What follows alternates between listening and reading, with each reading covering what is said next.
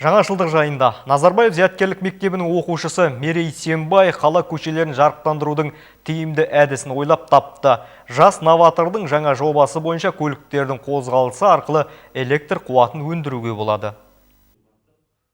Жобаның дүниеге келуіне себепші болған автокөліктердің күнделікті дамылсыз қозғалысы, әрбір темір тұлпарда өзге де пайдаға асыруға болатын энергия көзінің бар екен ұғынған жас ғалым өзінің жетекшісімен бірге идеяны өміршең етуге кірісіп кеткен. Зерттеу жұмыстары нәтижесі емес.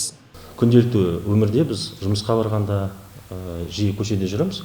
Сол кезде біз көшелерде жиілеген көліктерді байқаймыз да. Бұл көліктер біздің ауамызды зиян қалдықтармен ластағанмен, бірақ біз олардан бас тарта алмаймыз. Сондықтан осы көліктер қозғалып келе жатқанда орасан зор энергияға ие болады. Ол механикалық энергия. Осы энергияны қалайша біз пайдаға асырамыз деген ой келді.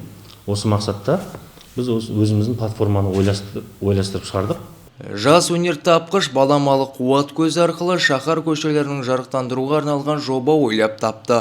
Яғни автокөліктің қозғалысы арқылы баламалы энергия көзін өндіруге арналған.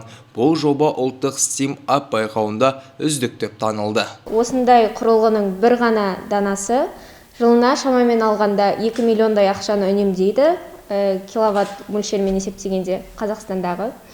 Яғни осындайдың бір қалаға хотя бы 10 штугын орналастырған кезде бізде жылына 20 миллион теңгені Қызылорда қаласындағы энергияның шамдарынан ғана үнемдеп алуға болады.